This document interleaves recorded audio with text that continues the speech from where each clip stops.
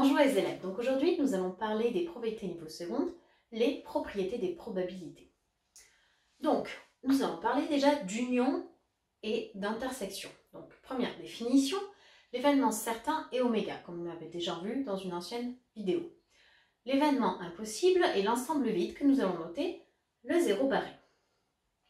L'intersection A inter B est l'événement constitué des issues qui sont à la fois dans A et dans B. Donc, si j'ai un événement A, un événement B, mon intersection A inter B, ce sera la partie qui est dans A et dans B. Ensuite, la réunion A union B est l'événement constitué des issues qui sont dans A ou dans B. Alors attention à la différence. J'ai mon A, mon B. A union B, c'est A ou B. Donc je peux prendre tout le A et je peux prendre tout le B. A union B. Deux événements sont disjoints lorsqu'ils n'ont aucune issue en commun. Donc cette fois-ci, ça veut dire que j'ai mon A ici, mon B ici, je n'ai aucune issue en commun, donc aucune intersection. Donc ici, mon intersection sera égale à l'ensemble vide. Exemple, on lance un dé cubique. Donc, comme on a vu dans la présente vidéo, l'univers oméga, c'est 1, 2, 3, 4, 5, 6. L'événement A, obtenir un nombre pair de 4, 6.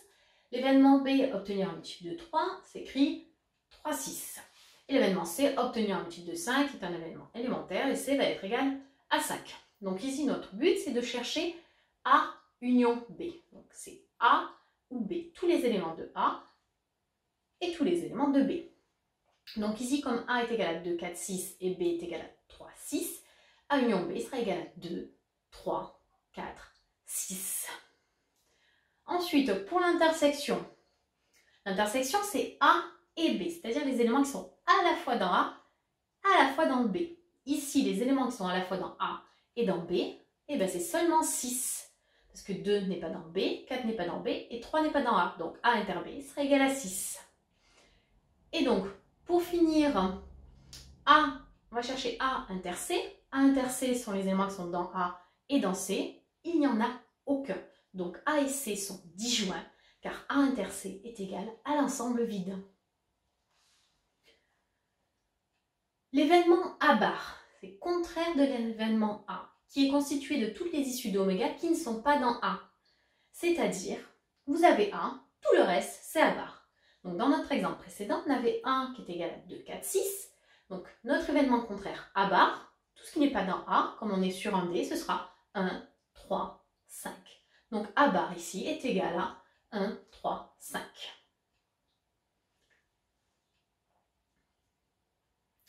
La probabilité d'un événement qui ne peut pas se produire, qui est impossible, est égale à 0. On lance un dé cubique, donc la probabilité d'obtenir un nombre supérieur ou égal à 7 est de 0. C'est impossible de trouver un nombre supérieur à 7. La somme des probabilités de tous les événements élémentaires d'une expérience aléatoire est égale à 1. Effectivement, si je reviens sur mon jet de dés, la probabilité d'obtenir 1, c'est 1 sur 6, la probabilité d'obtenir 2, c'est 1 sur 6, la probabilité d'obtenir 3, c'est 1 sur 6, ainsi de suite. Et donc, si je fais 1 sur 6, plus 1 sur 6, plus 1 sur 6, plus 1 sur 6, plus 1 sur 6, plus 1 sur 6, c'est égal à 1.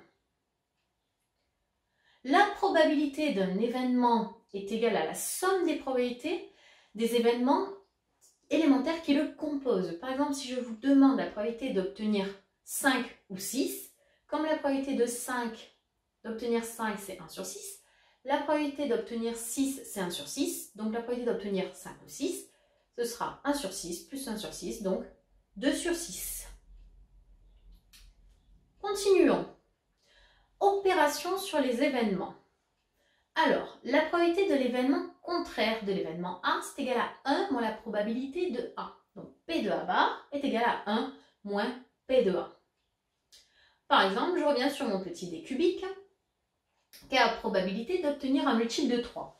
Donc, la probabilité d'obtenir un multiple de 3 est de 2 sur 6. Donc, 1 tiers. Pourquoi? Parce qu'un multiple de 3 sont 3 et 6. Et donc, la probabilité de ne pas obtenir un multiple de 3, comme c'est l'événement contraire d'obtenir un multiple de 3, pour calculer la probabilité de ne pas obtenir un multiple de 3, je vais faire 1 moins ma probabilité d'obtenir un multiple de 3. 1 moins 1 tiers, ce qui fait 2 tiers. Donc, toujours quand vous cherchez un événement contraire, 1 moins notre probabilité. Donc, soit A et B, deux événements, la probabilité de la réunion de A et B est P2A union B qui est égal à P2A plus P2B moins P2A inter B. Formule à connaître par cœur, vous allez voir avec l'exemple, vous allez comprendre un petit peu mieux. Donc, sur notre exemple, on tire un jeu de 32 cartes. On appelle C, cœur, D, dame. Donc, pour ceux qui ne connaissent pas les jeux de cartes, vous avez 4 couleurs, trèfle, pique, carreau et cœur. Vous avez le valet, le roi, la dame, l'as et 7, 8, 9 et 10. Donc, quelle est la probabilité de l'événement on tire un cœur? Donc, j'ai 32 cartes et j'ai 8 cœurs. Donc, ma probabilité va être de 8 sur 32, c'est-à-dire un quart. Quelle est la probabilité de l'événement on tire une dame? Comme j'ai 4 couleurs différentes, ma probabilité de tirer une dame, j'ai 4 dames, donc du coup, ce sera 4 sur 32. Et je simplifie, bien sûr, comme d'habitude, 1 sur 8.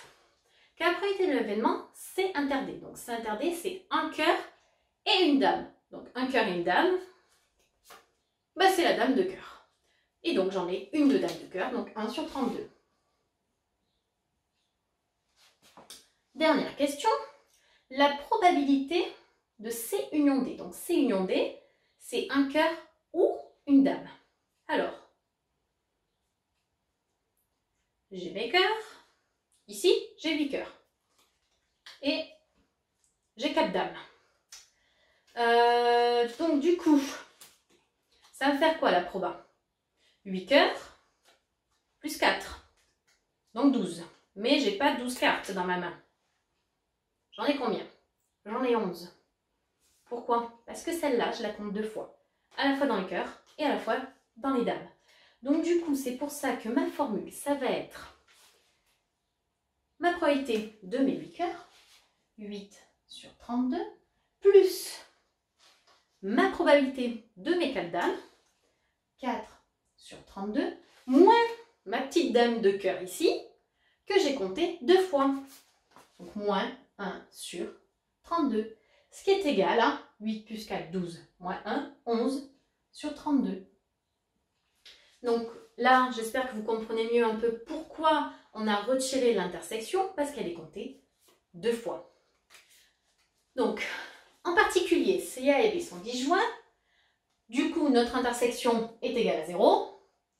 Donc, P2A union B est égal à P2A plus P2B. Donc, je reviens sur mon exemple de mes cartes. J'ai l'événement R en tire un roi, qui a la probabilité d'obtenir l'événement R union D, roi ou dame.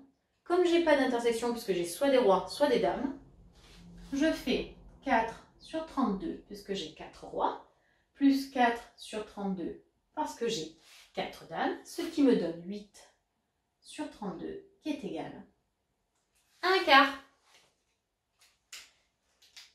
Voilà, les élèves, à vous de jouer.